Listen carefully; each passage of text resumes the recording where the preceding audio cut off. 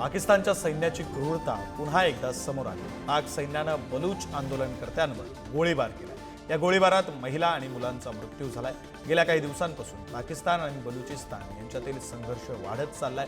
बलुचिस्तानमध्ये Baloch national movement आणि Baloch student organisation Azad सारख्या संघटनांच्या कार्यकर्त्यांची सुटका करा या मागणीसाठी आंदोलन करण्यात आलं होतं। यावेळी शांततेत चाललेल्या आंदोलनावर पाकच्या सैन्यानं गोळीबार करत क्रूरतेचा कळस काढला। ब्रिटनची राजधानी लंडनमधील हिथ्रो विमानतळ 18 तासांनंतर पुन्हा सुरू करण्यात आलं, तर गुरुवारी रात्री विमानतळाजवळील एका इलेक्ट्रिक सबस्टेशनमध्ये आग लागली होती। त्यामुळे विमानतळाचं कामकाज थांबवावं लागलं होतं। यावेळी कामकाज बंद केल्यामुळे 1350 उड्डाणं रद्द करण्यात आली होती, ज्यामुळे 2,91,000 प्रवाशांना याचा फटका बसला होता। त्याचबरोबर 5,000हून अधिक घरांचा वीज पुरवठा खंडित झाला होता। तर या आगीमागे काही वाईट हेतू होता का याचा शोध आता पोलिसांकडून घेण्यात येतो। जागतिक अंतराळ क्षेत्रात चीननं पुन्हा एकदा आपल्या सामर्थ्याचा ठसा उमटवलाय। अवघ्या 5 दिवसात 2 यशस्वी रॉकेट प्रक्षेपण करत चीननं 6 उपग्रह कक्षेत स्थिर केले। चीनच्या गॅलेक्टिक एनर्जी या एरोस्पेस कंपनीनं हे प्रक्षेपण यशस्वीपणे पार पाडले आणि यामुळे चीनच्या अंतराळ मोहिमांमध्ये नवा विक्रम प्रस्थापित झाला। चीनच्या या यशस्वी मोहिमेमुळे या वर्षातील चीनच्या 14व्या अंतराळ प्रक्षेपणाची नोंद झाली आहे। आतापर्यंत गॅलेक्टिक एनर्जीनं 18 यशस्वी प्रक्षेपण करून 77 उपग्रह कक्षेत पाठवण्याचा विक्रम करण्यात आला। चीनच्या अंतराळवीरांनी तियांगगोंग या अंतराळ स्थानकाबाहेर 7 तासांचा स्पेस वॉक पूर्ण केलाय। काही झुजे GMT 1:45 मॉड्यूलमधून बाहेर पडले। 2 तासांनंतर सोंग लिंगडोंग बाहेर आला आणि नियंत्रण केबिनमधील तिसरे क्रू मेंबर वांग हाऊस यांच्या मदतीनं काई आणि सोंग यांनी मोहिमेच्या ताज्या एक्स्ट्रा व्हेइकल असाइनमेंटमध्ये स्पेस ढाल आणि बाह्य सहाय्य उपकरणं बसवली। काई यांनी 5व्यांदा स्पेस वॉक केले आणि त्यामुळे चीन अंतराळवीरांपैकी सर्वाधिक स्पेस वॉक करणारे ते एक ठरलेले आहेत। सुनीता विल्यम्स आणि बुच विल्मोर यांच्या ओव्हरटाईम पेमेंटवर ट्रम्प यांनी प्रतिक्रिया दिली। गरज पडल्यास या अंतराळवीरांना मी माझ्या खिशातून पैसे देईन असं वक्तव्य ट्रम्प यांनी केलं। 9 महिन्यांच्या प्रतीक्षेनंतर हे दोघंही पृथ्वीवर परतले। या दोघांचा हा प्रवास फक्त 8 दिवसांचा होता, मात्र तो तब्बल 286 दिवसांमध्ये बदलला। विल्यम्स आणि बुच यांना 286 दिवसांसाठी प्रतिदिन $5 मिळणार होते, मात्र ते अद्याप देण्यात आलेले नाही। या मुद्द्यावर ट्रम्प यांनी ही प्रतिक्रिया दिली। अमेरिकेचे राष्ट्राध्यक्ष डोनाल्ड ट्रम्प यांनी टेस्ला गाड्यांची तोडफोड करणाऱ्यांना इशारा दिला। टेस्लाच्या मालमत्तेचं नुकसान करणाऱ्या दहशतवादी गुंडांना 20 वर्षांच्या तुरुंगवासाची शिक्षा मिळावी, तसंच त्यांना एल साल्वाडोरच्या कुप्रसिद्ध तुरुंगात पाठवायला पाहिजे असं ट्रम्प यांनी त्यांच्या अधिकृत सोशल मीडिया हँडल ट्रूथवर लिहिलेलं आहे।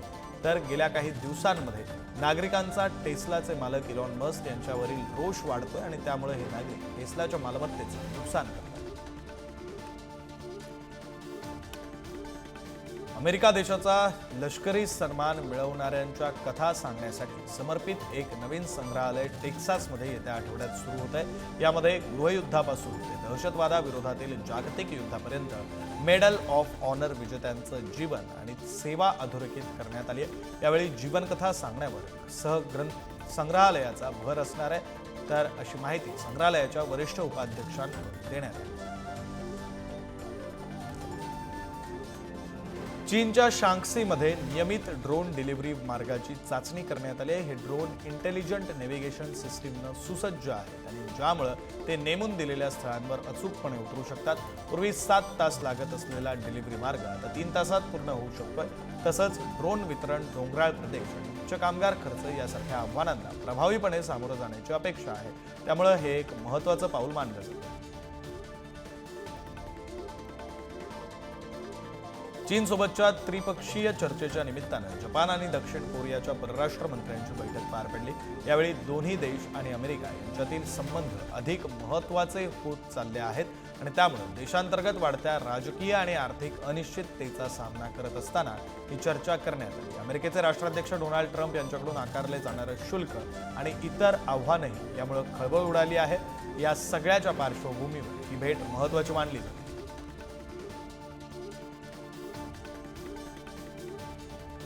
इस्रायलचे पंतप्रधान बेंजामिन नेतन्याहू यांनी गुप्तचर संस्थेचे प्रमुख रोनन बार यांना पदावरून बडतर्फ केलंय. नेतन्याहू यांच्या या निर्णयाला शुक्रवारी मंत्रिमंडळाने एकमतानं पाठिंबा दिला. त्यानंतर इस्रायलच्या पंतप्रधान कार्यालयाने ही घोषणा केली. इस्रायलच्या इतिहासात सरकारनं देशांतर्गत सुरक्षा एजन्सीच्या प्रमुखाला त्यांच्या पदावरून काढून टाकण्याची ही पहिलीच वेळ आहे. शीन बेट प्रमुख म्हणून रोनन यांचा 10 एप्रिल हा शेवटचा दिवस असेल. उत्तर कोरियाचे सर्वेसर्वा किम जोंग उन यांनी प्योंगयांगमध्ये रशियाच्या वरिष्ठ सुरक्षा अधिकाऱ्यासोबत झालेल्या बैठकीत युक्रेनमधील रशियाच्या युद्धाला पाठिंबा दर्शवला. किम आणि रशियाच्या सुरक्षा परिषदेचे सचिव सर्गेई शोइगू यांच्यात शुक्रवारी बैठक पार पडली. फेब्रुवारीच्या अखेरीस दक्षिण कोरियाच्या गुप्तचर यंत्रणेनं रशिया युक्रेन युद्धामध्ये आपल्या सैन्याचं मोठ्या प्रमाणात नुकसान झाल्यानंतर उत्तर कोरियानं रशियात अतिरिक्त सैन्य पाठवण्याची शक्यता वर्तवली होती. बांगलादेशात पुन्हा सत्तापालट होण्याची शक्यता आहे. त्याचं कारणही तसंच आहे. बांगलादेशच्या लष्कर प्रमुखांनी आपल्या सर्व सैनिकांना राजधानी ढाकामध्ये एकत्र येण्याचे आदेश दिलेत. त्यामुळे बांगलादेशात काहीतरी मोठं घडणार याचे संकेत मिळत आहेत. काही महिन्यांपूर्वी हिंसक संघर्षानंतर बांगलादेशातील शेख हसीना यांचं सरकार उलथून टाकण्यात आलं. हसीना यांना सत्तेवरून हटवल्यानंतर मोहम्मद युनूस अंतरिम सरकारचे प्रमुख बनले. नवीन सरकार आल्यानंतर देशातील परिस्थिती पूर्ववत होईल अशी अपेक्षा होती. अमेरिकेचे राष्ट्राध्यक्ष डोनाल्ड ट्रम्प यांच्या गृहसुरक्षा विभागाने स्थलांतरितांबद्दल मोठी घोषणा केली. क्युबा, हैती, निकाराग्वा आणि व्हेनेझुएला या देशांमधून आलेल्या 5 लाखांहून अधिक स्थलांतरितांना दिलेलं कायदेशीर संरक्षण आता रद्द केलं जाणार आहे. आणि त्यामुळे आता महिनाभरात या 4 देशांमधून आलेल्या सुमारे 5 लाखांपेक्षा अधिक स्थलांतरितांवर हद्दपारीची टांगती तलवार लटकलेली आहे. तर ऑक्टोबर 2022 पासून मानवतावादी कार्यक्रमाअंतर्गत या 4 देशांमधून आलेल्या स्थलांतरितांना 2 वर्ष अमेरिकेत राहण्याची आणि काम करण्याची परवानगी देण्यात आली होती. अमेरिकेत शिक्षण घेणाऱ्या भारतीय विद्यार्थ्यांसाठी भारत सरकारनं मार्गदर्शक तत्त्व जारी केली आहेत. विद्यार्थ्यांनी अमेरिकन कायद्यांचं पालन करावं अशा सूचना भारत सरकारकडून करण्यात आल्या. अमेरिकन सरकार परराष्ट्र धोरणाचा निषेध करणाऱ्या विद्यार्थी कार्यकर्त्यांवर कारवाई करते. हे लक्षात घेऊन सरकारनं ही मार्गदर्शक तत्त्व जारी केली. तर अलीकडेच बदर खान सुरी या भारतीय विद्यार्थ्याला हमासचा प्रचार आणि इस्रायलला विरोध केल्याबद्दल अटक करण्यात आली. प्रसिद्ध उद्योजक एलॉन मस्क यांच्या नावानं एका माजी लष्करी अधिकाऱ्याची 72 लाख रुपयांची फसवणूक करण्यात आली. गेल्या 6 महिन्यांच्या कालावधीत एलॉन मस्क यांच्या नावानं ही फसवणूक करण्यात आली. जानेवारी 2024 पासून मस्क एक्स ऑफिशियल आणि ॲना शर्मन अशा 2 सोशल मीडिया अकाउंट्सनं माजी लष्करी अधिकाऱ्याला फॉलो करण्यास सुरुवात केली. त्यानंतर या माजी लष्करी अधिकाऱ्यामध्ये त्या 2 सोशल मीडिया अकाउंट्सवरून संवाद सुरू झाला. तेव्हा दावा केला की ते एलन मस्कची आई मे मस्कचे व्यवस्थापक अन्ना शर्मन असल्याचं सांगून गंडवलं आहे. चिनी फिशर्स अमेरिकेतील रहिवाशांची मेसेजद्वारे अमेरिकन टोल रोड ऑपरेटरच्या नावानं फसवणूक करतायत. हे मेसेज बनावट टोल बिलांसह संपूर्ण अमेरिकेतील आयफोन आणि अँड्रॉइड वापरकर्त्यांना लक्ष्य करतायत. त्यामुळे FBI कडून वापरकर्त्यांना हा मेसेज त्वरित डिलीट करण्याचा सल्ला देण्यात आलाय. अमेरिकेतील रहिवाशांवर चिनी फिशर्सकडून टोल रोड ऑपरेटरच्या नावानं मेसेजेसचा भडीमार केला जातोय. त्यामुळे नागरिक मोठ्या प्रमाणात याला बळी पडताना पाहायला मिळतात.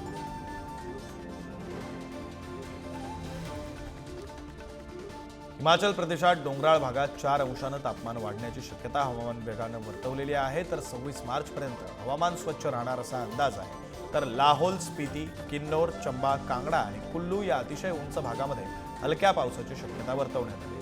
इथल्या पर्वतावर 2 दिवस बर्फवृष्टी होणार आहे आणि यामुळे पर्यटन स्थळं पुन्हा एकदा गजबजलेली पाहायला मिळते. राज्यातील किमान तापमान 2 दिवस स्थिर राहणार आहे. मात्र 3 ते 4 दिवसांनंतर उष्णतेत वाढ होणार आहे.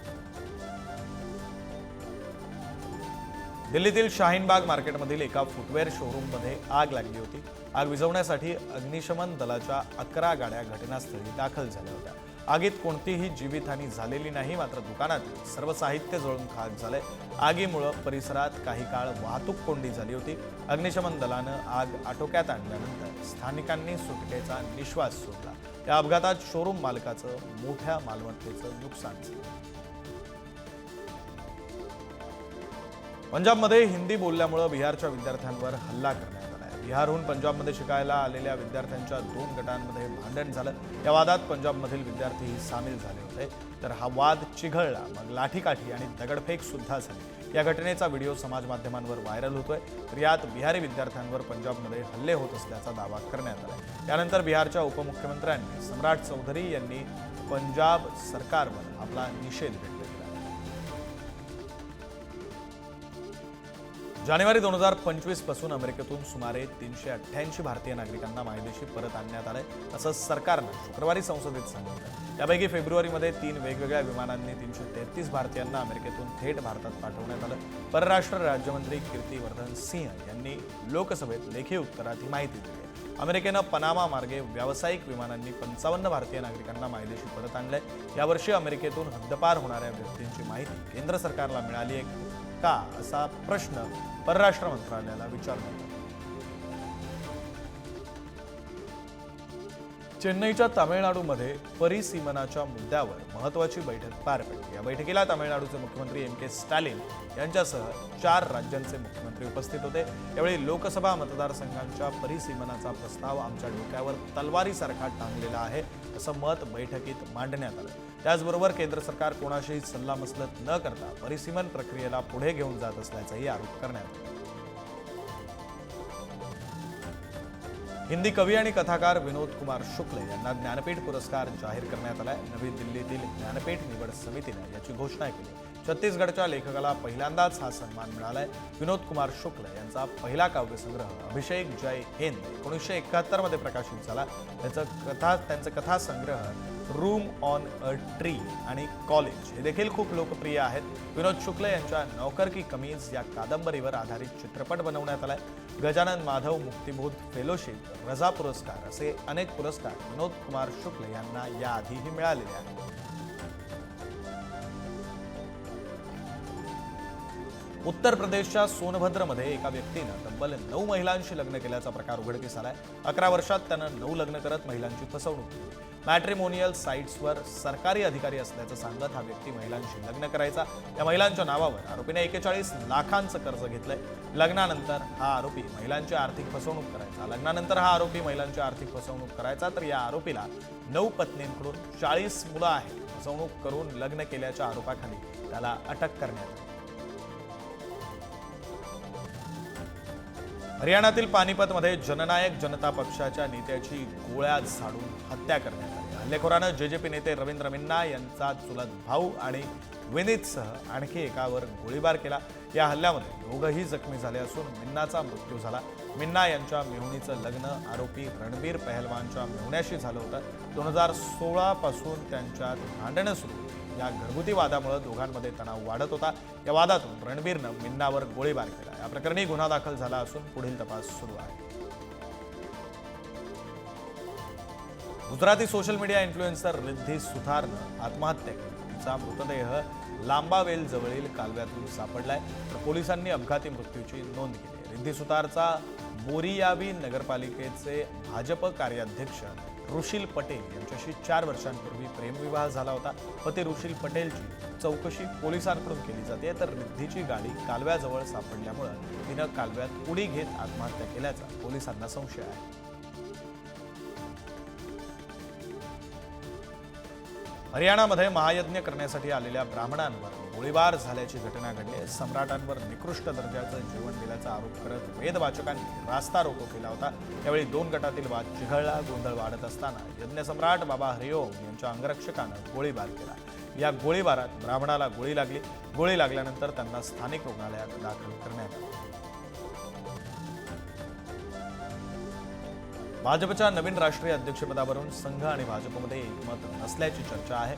मात्र भाजप आणि RSS मध्ये कोणतेही वाद नाही, त्याचं स्पष्टीकरण RSSचे सहसरकार्यवाह अरुण कुमार यांनी दिले। तर भाजप अध्यक्षपदाच्या निवडणुकावरून बीजेपी अर्थात भाजप आणि RSS मध्ये वाद असल्याची चर्चा रंगत होती। मात्र अध्यक्ष निवडीची प्रत्येक संस्थेची प्रक्रिया असते, असं मत अरुण कुमार यांनी मांडलंय।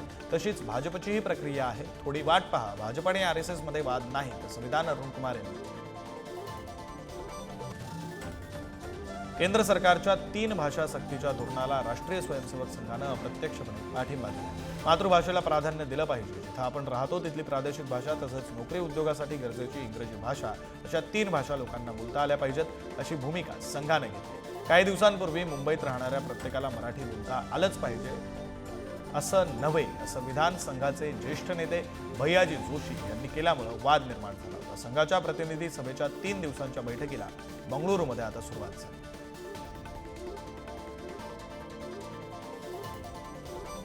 नवीन आसाम विधानसभा संकुलाचं काम 2025च्या अखेरीस सुरू होणार आहे अशी माहिती आसामचे मुख्यमंत्री हेमंत बिस्वा शर्मा यांनी ट्विट करत दिली आहे. आम्ही दिब्रुगडचे हरवलेलं वैभव हे परत मिळवू आणि शहराला आसामची आधुनिक दुसरी राजधानी म्हणून रूपांतरित करू असं हेमंत बिस्वा शर्मा यांनी म्हटलेलं आहे. हे ट्विट करत असताना त्यांनी दिब्रुगडमधील आसाम विधानसभा संकुल 2027 मध्ये पूर्ण झाल्यानंतर कसं दिसेल याचा फोटो सुद्धा शेअर केला.